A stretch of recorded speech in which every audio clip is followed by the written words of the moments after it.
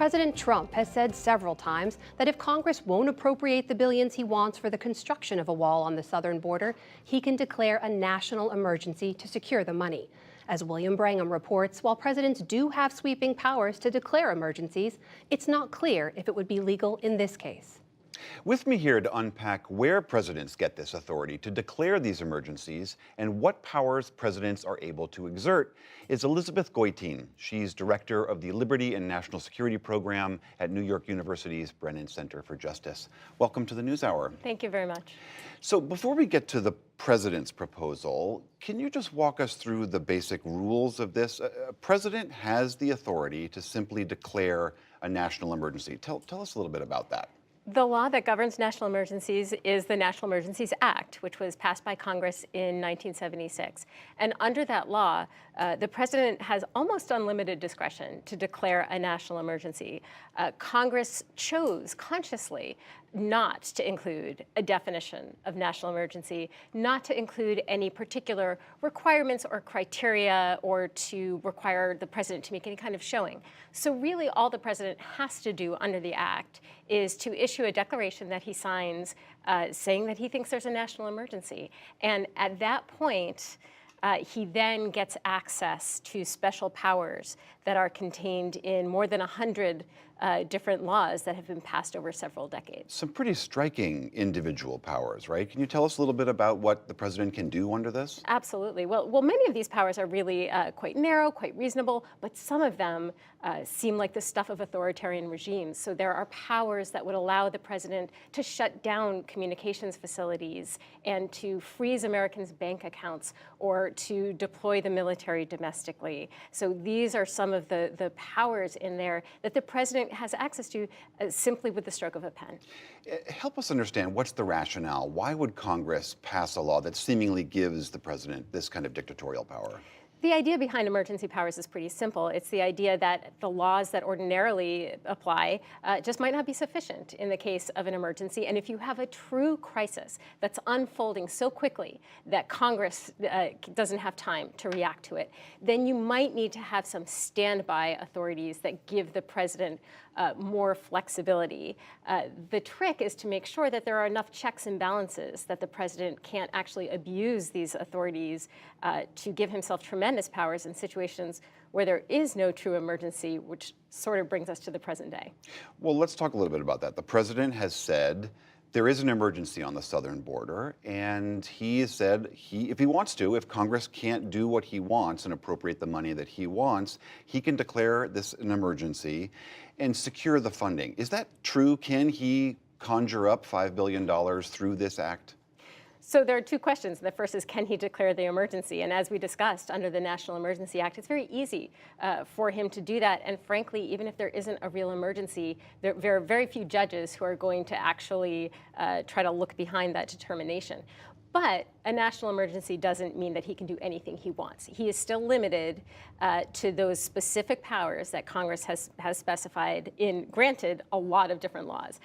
So the question is, are there specific laws in there that would allow him to build the wall? And there are a couple of laws that do allow the president to move money around within the Department of Defense for military construction projects or civil defense projects. And I'm sure those are the powers that the White House lawyers and the Department of Defense lawyers are looking at very closely right now.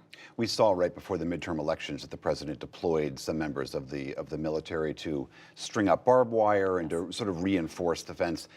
Could he actually deploy the military to do actual construction of a wall?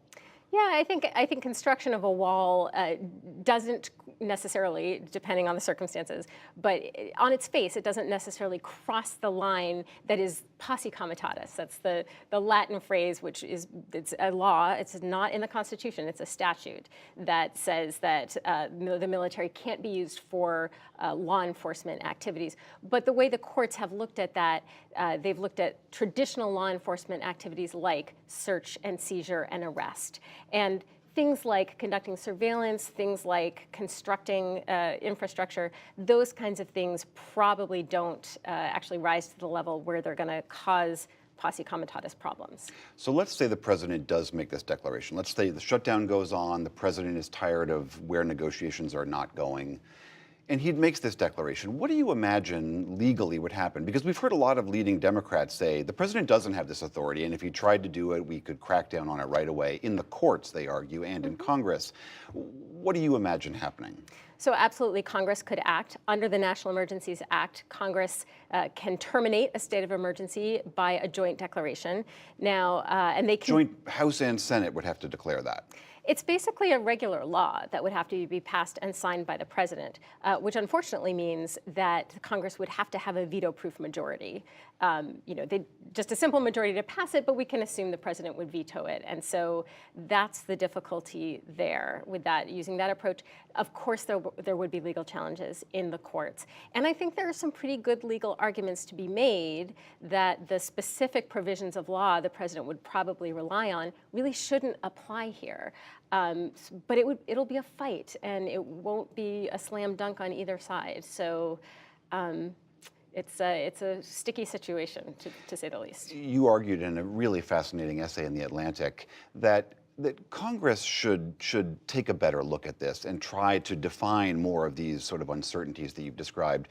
Just briefly, what would you argue that Congress ought to try to delineate? Yeah, first of all, I think Congress should not leave it entirely open for the president with absolutely no criteria or no guidance even to decide what's an emergency and what's not. There are some criteria that could be specified, but I also think that it shouldn't be entirely up to the president not just to declare an emergency, but to keep it going year after year after year. Most emergencies last for years on end. We have 31 states of emergency in effect today, including That just sit on the books permanently. Sit on the books. There's one that's been on the books since 1979. So while it might make sense for the president initially to be able to declare a state of emergency for a very short period of time, I think after that short period of time, it ought to be up to Congress to actually renew that state of emergency going forward.